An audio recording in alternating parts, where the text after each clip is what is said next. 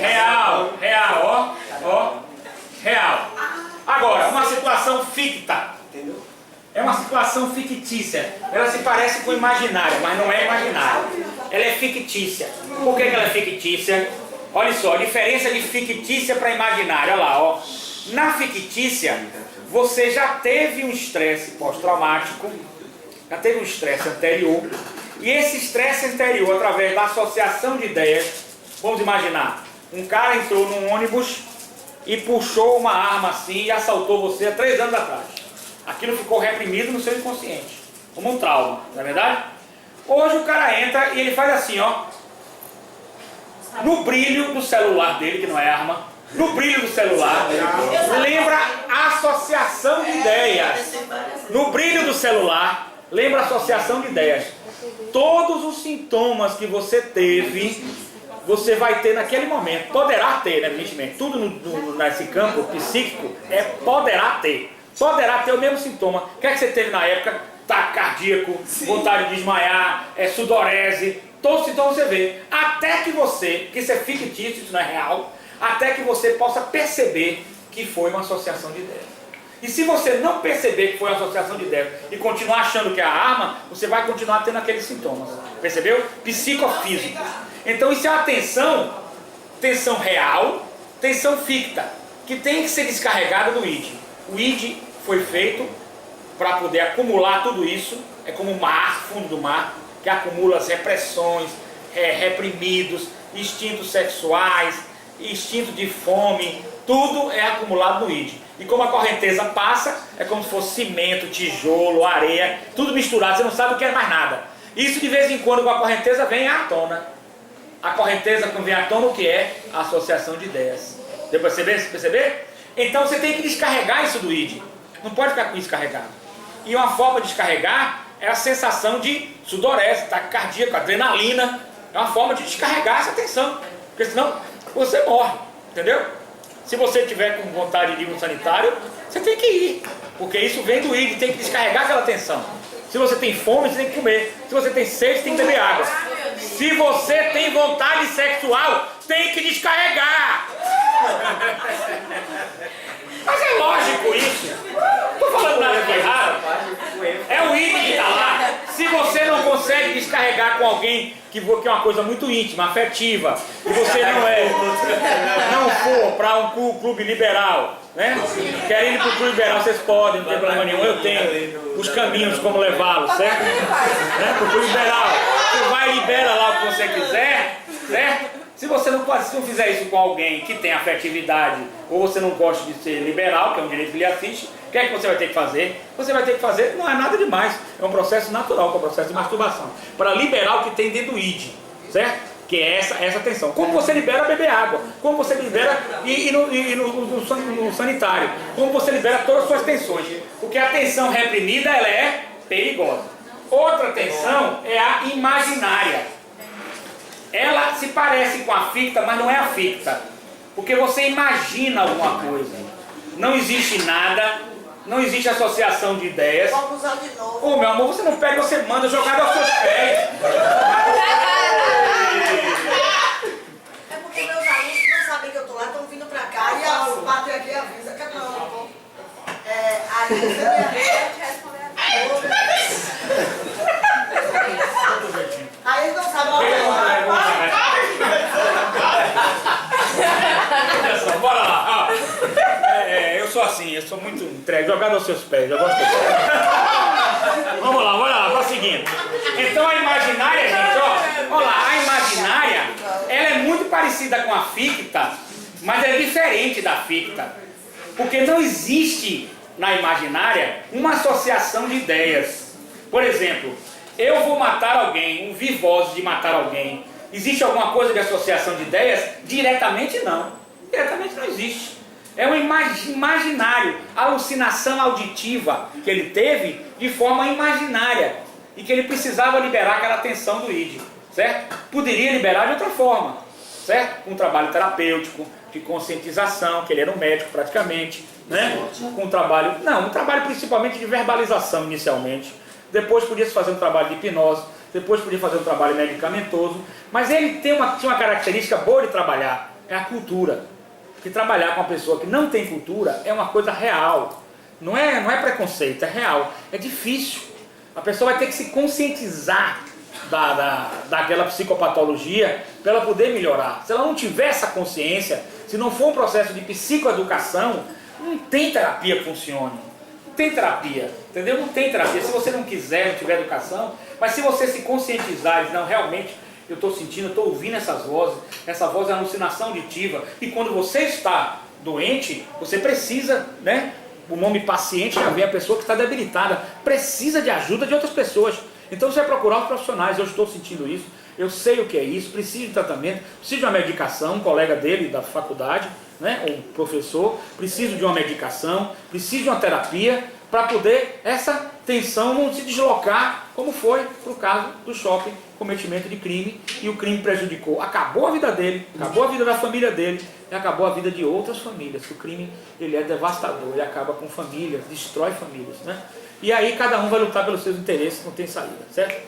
Diga, meu querido. Sim, professor, isso que eu falei sobre o caso dele de ser um caso bom de se tratar, no caso, pelo fato dele dele ser estudante. Poxa, fantástico. Mas se o cara for um matuto da roça, que é um surto psicótico, como é que vai tratar esse matuto? Se a gente conseguir conversar com ele e ele entender minimamente que ele está com essa psicopatologia, não precisa entender intelectualmente, entender minimamente que ele tem uma doença mental, falar um nível mais baixo, né, porque a psicopatologia ele não vai entender.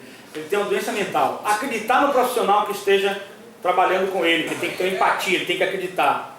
E ele tomar a medicação se for necessário e efetuar a terapia e quiser se melhorar, quiser compreender a vida de uma forma melhor, eu acredito que pode ser feito. Agora aí, vou falar uma coisa para vocês que não é preconceito aqui, gente. Pelo amor de Deus, aqui eu sou extremamente humanista, respeito as religiões, respeito as pessoas. Eu acho que o primeiro passo para você cuidar da saúde mental das pessoas é você respeitar a si próprio e a outra pessoa. Mas eu vou falar uma coisa que é científica, certo? Às vezes um pouco assim, dói um pouco falar isso, mas é verdade.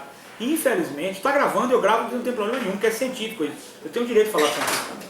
Infelizmente, as pessoas que não têm a determinada cultura, elas tendem para algum tipo de religião que baixa um pouco a linguagem e que lhe dá um pouco de fé, um pouco de alento, um pouco de conforto para aquela dor, certo? E o próprio Jesus Cristo já dizia isso. A linguagem que o Jesus falava com seus discípulos era uma linguagem intelectualizada. Jesus era altamente intelectual. Ele passou da infância dele de 8, 9 anos até 30 anos, ninguém sabe onde ele passou. Ele passou nas escolas, os mistérios, nas escolas. Ele era um pertencente a linhas de ordens, digamos assim, intelectivas, iniciáticas, certo? Que treinavam ele nessa questão espiritual. Então, quando ele fala para os seus discípulos, ele fala num certo nível. Eu estou falando para os meus discípulos, em um certo nível. Quando eu falo para o povo, eu baixo a linguagem e uso o quê? Uso metáforas, uso uma linguagem acessível ao meu povo, entendeu? Então precisa desse religare, às vezes. O religare é bom para quem tem nível, quem não tem nível, não interessa, é muito bom para todo mundo. Mas aí a pessoa precisa desse religare. Porque o grande segredo de mudar o nosso país é uma revolução cultural. Seria hermenêutica no caso. Com você, com um povo culto, não é questão de dinheiro, não é questão de ser branco, preto, pobre, nada disso, é questão de cultura. Quando você tem cultura, meu amigo, ó, você é outro homem. Sem cultura é um problema sério, entendeu? Você vê que a pessoa sem cultura, ela faz coisas que ela não tem consciência às vezes que está fazendo, entendeu? Aí precisa da religião para poder, excelente a religião, como um freio. Eu pertenço ao evangelho, gosto muito do evangelho, vou a todas as religiões sem preconceito. Diga, meu queridão. Já ouviu falar de Leandro Carnal? Já ouviu falar, eu passo na televisão. Eu passo na televisão, Bandeirantes, né? Ele é muito legal, o cara é filósofo, né? Intelectualizado, muito legal. E ele tem coisa também na internet, muito legal. E, infelizmente é isso, gente, a gente precisa disso aí. As pessoas tomar consciência de si. Mas você pode tomar consciência, até, como Jesus falava, através de parábolas. Parábolas são metáforas que você vai utilizar, são uma linguagem mais simples para a pessoa que não tem conhecimento entender, certo? Entendeu? A pessoa que não tem conhecimento entender. Então ele fala através de parábolas, certinho? E tem o ditado socrático também, conhece-te a ti mesmo e conhecerá o Deus e ao mundo, acho alguma coisa. Com certeza. E poderoso é o homem que domina a si próprio, não os outros. Então você passa a se dominar. Então quando você encontra uma pessoa de nível mais elevado, para uma psicopatologia, para esses conhecimentos mais profundos, fica mais fácil. Vocês hoje são pessoas que estão sendo treinadas aqui por essa matéria e sairão dela muito melhor do que começaram, eu não tenho dúvida disso, porque vocês estão se conhecendo a si próprios e se trabalhando. Vocês hoje sabem identificar muito mais que antes do curso uma ansiedade, uma tensão. Você pode iniciar hoje e perceber uma pequena depressão. Você pode perceber, se perceber, que você às vezes não se percebe. E quem não tem essa matéria vai formar o quê? Juízes, promotores, né? Delegados, neurótico de guerra. Porque você vê cada pessoa que é neurótica de guerra na justiça, né? Coisa da neurótica de guerra. O que é isso? Não entendi nada, excelência. Eu também não, sei lá o que é. Entendeu? Porque ela pega muitos casos e precisa de terapia. O juiz precisa de terapia. Eu pego alguns juízes, por exemplo, que a gente fez um trabalho em Aracaju, em outro estado, eu tenho até juízes amigos meus, por questão até ética, não posso ter nenhum processo na vara dele, que teve problema de depressão, que eu ajudei, que recuperou e que hoje tem uma consciência melhor da mente dele, da saúde mental dele, sabe analisar melhor as pessoas, delegados e promotores, porque você recebe um acúmulo, uma carga muito grande, e o próprio colega advogado também recebe uma carga e você vê, acaba ficando meio neurotizado, conflitado, certo? Entre uma coisa que você está vendo que está na lei, está vendo que está descumprida e você quer porque quer mudar aquilo ali e às vezes, infelizmente, não dá para mudar. Então você vai ter que cair na aceitação, vai ter que se trabalhar, vai ter que se melhorar. E diz os especialistas que quem lê direito tem que ler direito e ler outra coisa, ler direito e ler outra coisa, porque senão fica meio neurotizado. Então é muito interessante a questão de saúde mental, se vocês gostarem, que vocês mergulharem, porque vocês vão entender. A imaginária é essa de Matheus Meira. Eu tenho uma posição inteiramente imaginária. Eu imagino coisas, certo? Que não são reais e que não têm relação de ficção por associação de ideia nenhuma, certo? Eu vou matar alguém, eu vou matar alguém. Alguém disse isso a ele?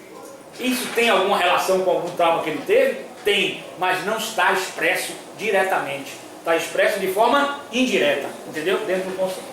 E o alívio, porque essa tensão aqui, ó, seja ela real, ficta, imaginária, ó, ela gera o que, gente? Ó, dor e desconforto. Ela gera angústia em você. Ela lhe conflita, certo? Então há uma questão de conflitação. Existe uma terapia muito boa, que eu gostaria que vocês botassem também, um dia desse vou fazer com vocês, bote aí, terapia Mind, já que eu já falei aqui, já? Mindfulness. Essa terapia é uma terapia que une o Ocidente, a psicologia ocidental, e a psicologia oriental. O oriental está muito mais avançado do que a gente. Trabalha com Zen budismo, que é o aqui e agora, e um processo seu de aceitação. Porque nós buscamos sempre a felicidade. E a felicidade da gente está terrível, né? De você buscar, né? Porque eu tenho um carro, eu quero outro carro. Eu me formei em Direito, eu tenho que passar no exame da ordem. Eu passei em Psicologia Jurídica, eu tenho que passar na outra matéria. Eu passei esse semestre, eu tenho que passar no outro. Eu vivo no futuro de expectativas, que é bom que você tenha, mas num futuro angustiante, conflitante, preocupante. E num passado que às vezes é de sua família, que a gente viu na roda da vida, de traumas, de angústias. E esqueço de estar no presente. Que a única coisa que existe real é o presente. E nesse presente, estar feliz por estar aqui e agora. E a aceitação de tudo que está acontecendo comigo na vida. Sem conflitos, sem dualidades.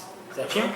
Sem dualidade. Diga. A questão do neurótico que você estava falando, o neurótico, tipo, a pessoa fica repetindo toda hora o que ela estudou na cabeça? Não entendi. Neurótico? Neurótico que você estava falando sobre a pessoa para estudar direito. Por exemplo, eu tinha um colega de meu pai que estudava 12 horas por dia e passou para promotor. Agora ele ficou meio neurótico, porque a pessoa conversava com ele e ele estava lembrando da matéria, porque realmente é muita coisa, não pode esquecer. É verdade. Aí qualquer coisinha que falava com ele, ele não dava atenção, porque na mente dele ele estava lembrando da matéria. É verdade. Aí você tem uma pulsão neurótica. Porque você tem que estudar.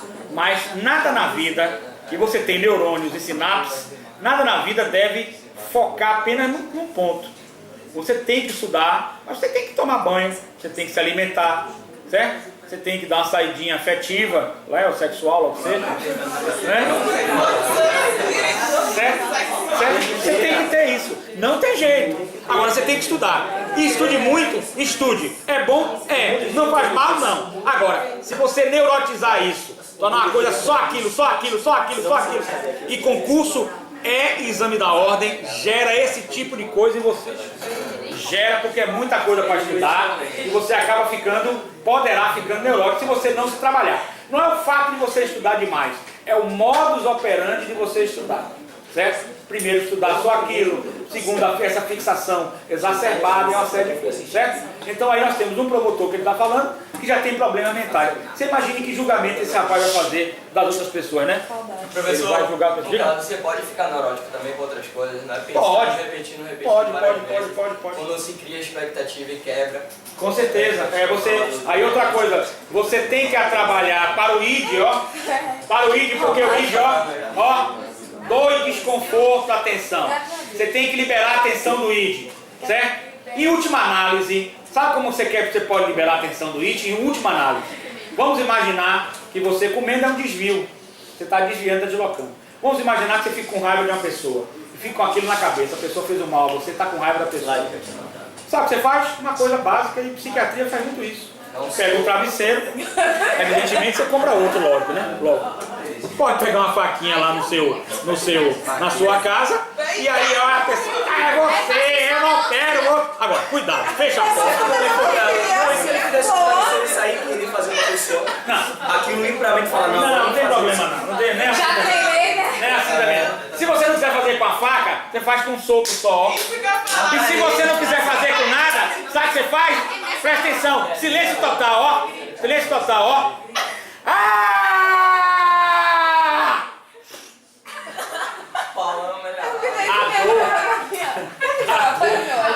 A dor, olha lá, gente, olha lá, ó. A dor e o desconforto do ID, ele foi tensionado. Não é 100% porque não é direto. Não é direto, tem algo indireto, tem algo que você precisa trabalhar. E não é sempre, olha lá, ó, gente, ó. E não é sempre que isso vai resolver. Isso é uma posição que você faz periodicamente, de período em período, quando sua atenção e sua dor, desconforto estejam muito grandes. Mas você tem outras formas de buscar o alívio e o prazer. Outras formas. Terapeuticamente, quando você verbaliza o seu problema, e você não verbaliza o seu problema com todo mundo, por quê? Porque você vive numa sociedade que você não confia nas pessoas. Você está fechado com o seu mecanismo de defesa egóica. Se você não confia em pai, mãe, irmão, nem colega, nem ninguém, aí você precisa verbalizar com quem? Com o terapeuta. Muitas vezes você vai para o terapeuta só para o cara te ouvir. Você fica falando lá. Quando você sai aliviado daquela tensão. Tem várias formas de você liberar as suas tensões do ID. Mas não é toda hora para dar grito não, tá? Vamos lá. O princípio do prazer se dá. Olha só, o princípio do prazer ele tem um objetivo clássico. Olha lá, gente, ó. Ele vai evitar e diminuir, ó, diminuir as tensões. Atingir o prazer é evitar ou diminuir as tensões e fazer alguma coisa que você gosta, que serve também de alívio. Por exemplo, tem gente que gosta, tem um rapaz que gosta de jogar botão. Coisa de criança, né? Ele é um adulto, comprou o botão com o sobrinho, joga aquele jogo, passa aquela meia hora lá, 40 minutos. Ele está fazendo o que ele gosta, está se distraindo. Assistir futebol, certo? Sem ser uma coisa neurótica, sem ser quanto mais compulsivo, né? Você tem uma vez você passa um pouquinho de televisão, assistir no futebol você mais se irrita do que outra coisa. Entendeu? Por exemplo, no próximo eu gosto do sexo, falo do sexo, porque o sexo, ele é também uma forma de alívio forte, certo? E eu trabalho muito, por exemplo, em algumas empresas eu faço direito tributário, eu faço direito tributário, direito empresarial, e fiz uma dobradinha lá com ele, fazer a terapia de alguns funcionários que têm problema. E vários deles vieram conversar comigo. E na parte de sexo, profissionalmente, a gente pergunta como ele faz o sexo. E um deles disse o seguinte: olha, eu só tenho prazer mesmo se eu pegar a mulher na garganta assim e botar e for subindo, não era certo. Eu disse, não tem problema nenhum. Porém, Não, você tem que ter cuidado, porque se você asfixiar ou ela sentir algum desconforto, você está tendo prazer e ela não. E sexo, prazer é dois. Primeiro. E segundo passo, você tem que detectar onde está esse enforcamento na parte sexual. Você vai perguntar onde está o enforcamento na terapia e você vai descobrir, talvez, onde está essa vontade de enforcar a pessoa numa espécie de colocar ela submissa a você, ou você submisso a ela. E você vai descobrir no id onde é que está o problema seu. Talvez você resolva. Mas se você fizer combinado com sua parceira, uma coisa bem leve, um toquezinho, eu vou dar um toquezinho leve, coisa e tal. Vai dar uma coisa. Normal, não tem problema nenhum. Agora, não é justo que você vá asfixiar ela para ela ir para o hospital. Isso não é justo para ela, que é uma pessoa que é sua parceira, está dando prazer e tem uma afetividade com você, você não quer o mal dela, certo? Tem várias outras fantasias sexuais que demonstram tensões no id. Por exemplo, pessoas que têm prazer em a mulher vir vestida de enfermeira, com a injeção, entendeu? Ele fica deitado com a injeção. Aí tem prazer sem agulha, né? Porque com agulha é complicado. Tire a agulha dessa brincadeira. A injeção só com água, sei lá, com água. E na hora H bota assim a água de você, depois bota na sua boca e você... Falou das fantasias, professor? Não pode não. Tem outros que é com a mulher com o zorro e o chicote. Bom, diversas fantasias. Diversas fantasias. Agora, você pode, é normal que você realize todas as suas fantasias, seja de forma imaginária, sexualmente ou não, de forma imaginária, seja real, desde quando você não se prejudique e nem prejudique a outras pessoas. Não aconselho, teve um cliente meu que gosta de ficar algemado. Não aconselho, porque dependendo da mulher, ela lhe rouba, vai embora e a fantasia sai cá. Vai ficar algemado só de brincadeirinha. Você bota só um cordãozinho assim, qualquer momento você sai. Ficar algemado. A aula é boa porque vocês aprendem, eu vou introduzindo, vocês estão se distraindo, alegres e felizes, não é? Vamos lá? Diga, meu amor, diga, vamos lá. O senhor falou aí de algemada e tal, aconteceu isso com minha colega. Ela tava...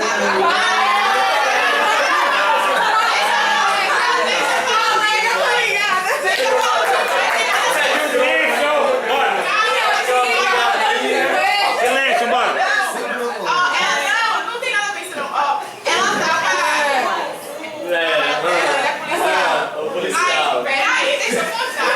E aí tava os dois em casa e ele pegou a perna, não foi a perna dela. Foi fazer uma brincadeira com ela, acabou prendendo mesmo de verdade. Mas sexual, brincadeira? E a chaveiro não conseguiu. Aí teve que chamar a polícia pra poder tentar criar o E ela, numa situação terrível, porque os policiais estavam achando que eles estavam fazendo sexo e tal. Mas não foi isso. Aí teve que pegar pra e o diabo deu. Aí depois ele teve que ir pra delegacia pra poder contar de fato o que foi que estava acontecendo. Porque os policiais não estavam acreditando, porque foi ela que acionou o policial. E aí quando chegou em casa tá ela, o pé preso na cadeira na mesa da sala. Pessoal, vamos lá, olha só, anote aí pra gente começar na próxima aula, presta atenção, importante, porque não vai dar pra falar hoje, eu vou falar um pouquinho da dissociação, tá? Olha só, na próxima aula, bote aí bem grande, quem vem na próxima aula, quem é? Eu. Então venham, bote aí, vamos me lembrar, hein? Clivagem do ego, com parte consciente e parte em alucinação, tá? Com parte consciente e parte em alucinação. No caso, Matheus Meira, alucinação auditiva, tá certo? A alucinação dele é auditiva. Gente, vamos ver se a gente vai fechando aqui da seguinte maneira. Presta atenção. Presta atenção, a hipótese aqui interessante. Se você... Parte consciente e parte da alucinação. se você... Agora eu pergunto a vocês. Só uma pergunta para que vocês já começam a entender, porque nós vamos trabalhar muito com isso pelo artigo 26 do Código Penal. Eu faço uma pergunta a vocês. Ele, depois que tudo isso, que já tinha um histórico de esquizofrenia, já tinha um histórico de psicótico, já tinha todo esse histórico, é um caso que a gente olha e vê com a clareza solar que é uma pessoa doente mental. Eu pergunto a vocês, como é que esse júri de São Paulo deu que ele é imputável? Pesquisem esse caso para ver. Como é que o júri conseguiu isso? Dá como imputável, ou seja, vocês já sabem hoje, o imputável é uma pessoa que é normal, que não tem problemas mentais, que praticou o crime totalmente consciente. O inimputável é uma pessoa que não tem consciência dos atos, que pratica para frente, mudando de lado, vá. O inimputável, mudando de lado. Quem é, meu Deus? Será que é algum serial killer? Não. Bora, olha só. Bora, vamos lá, presta atenção. Então, o inimputável, olha lá, gente, ó, vamos lá. Imputável, ele é consciente dos atos que pratica e vai para a cadeia, é responsável pelos atos.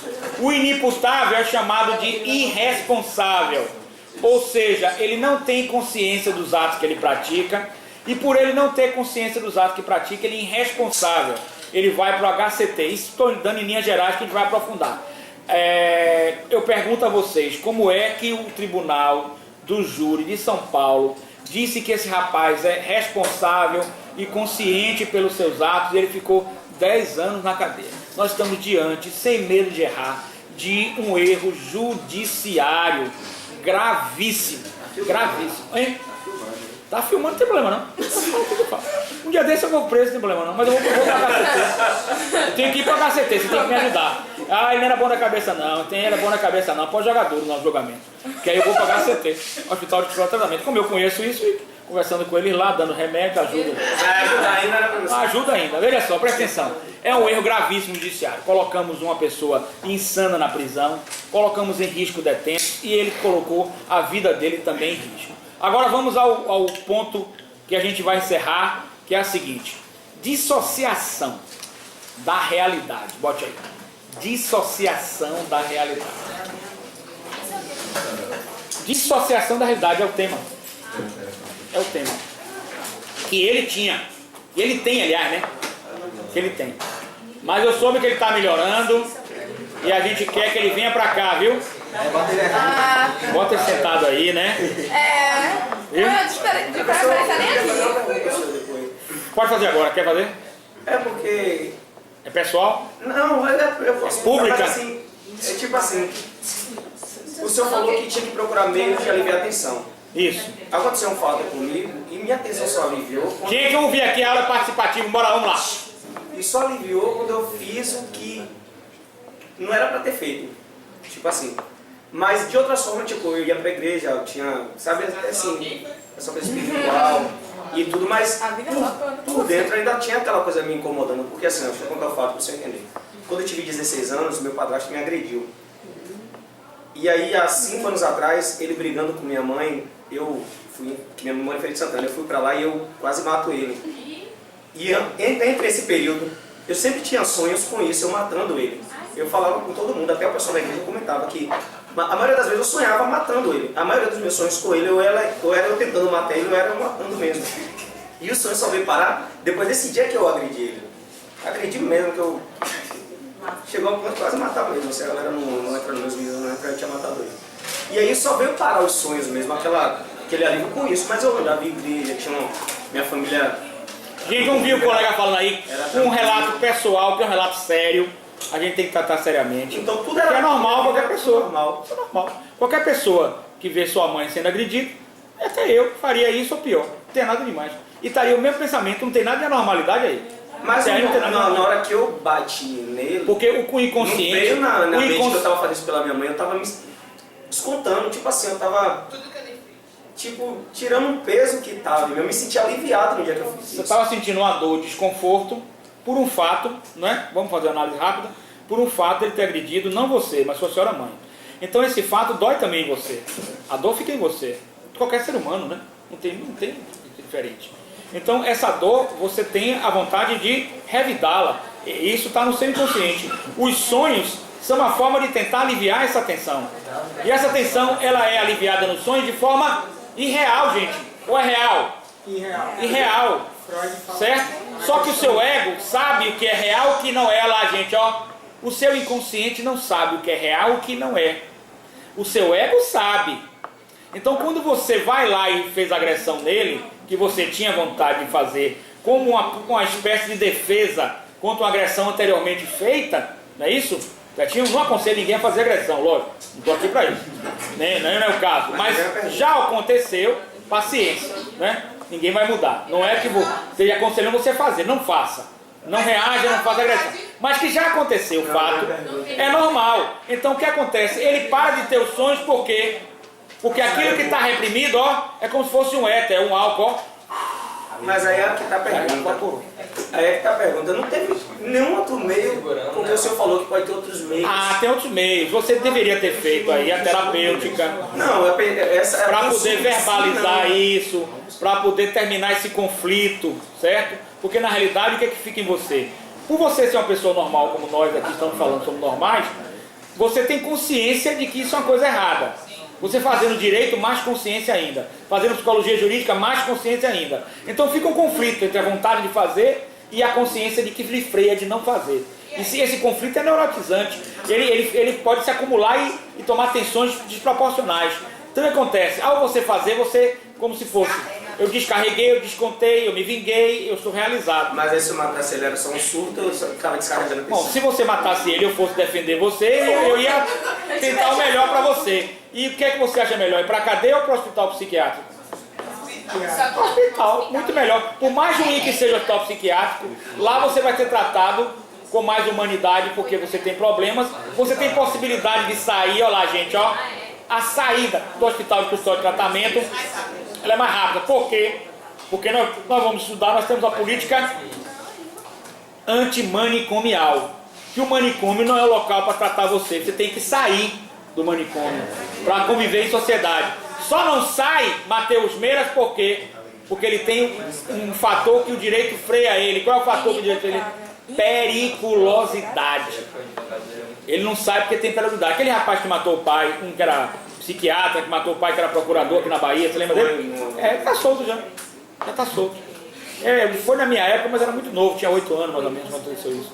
8, 9 anos, mas desde essa idade já estudava psicologia jurídica, ficava bem à frente. Tinha 8, 9 anos. Bem jovem, entendeu? Vocês deviam ter o quê? 2 anos? Não, eu nem tinha nascido. Vamos lá. Eu nem queria ainda. Vamos lá. Entendeu a situação? Então você é normal. Agora, se você perde o contato com a realidade e entra numa dissociação da realidade, você passa a ter um comportamento de querer matar ele, ouvindo vozes, vamos imaginar, não é o seu caso, ouvindo vozes, alucinação auditiva, e essa alucinação auditiva para você ela é real, ela não tem o freio do neurótico. Olha lá, ó, neurótico, dualidade, freio, conflito. Esquizofrênico não, ele só tem aquilo que é. Eu ouço voz, matar alguém hoje, matar alguém hoje. Não raciocínio se é certo ou errado, não caio na realidade, eu estou dissociado da realidade. Eu vou e faço. E acho que é certo ainda. Não tenho dualidade certo e errado. Dualidade certo e errado, neurótico, conflito.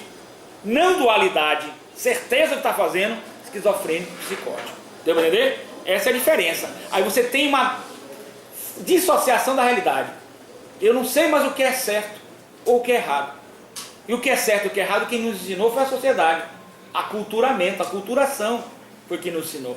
Você estava em conflito, em fazer ou não fazer, fazer ou não fazer, né? Porque você, por essa tensão, adquiriu esse conflito, que pode se avolumar para se tornar uma neurose ou não.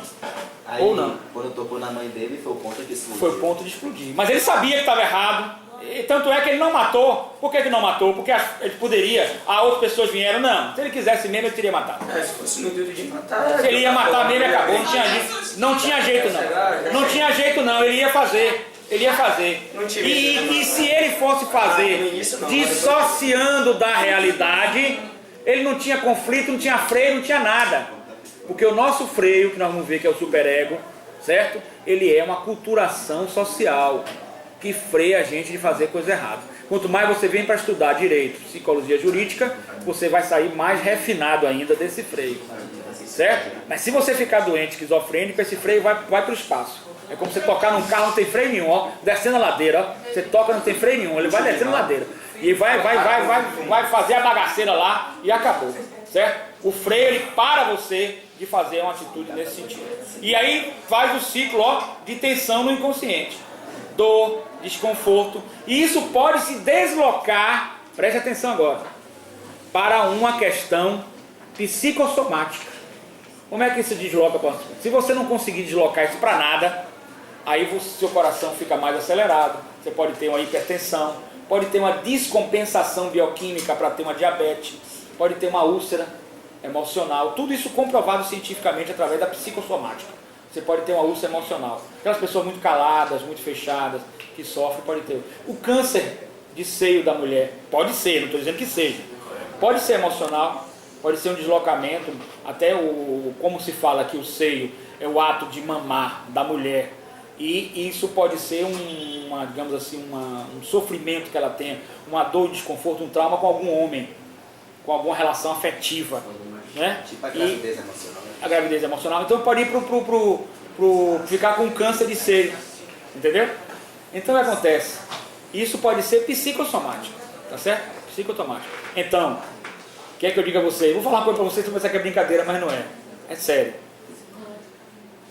Ter de mamar é tão bom.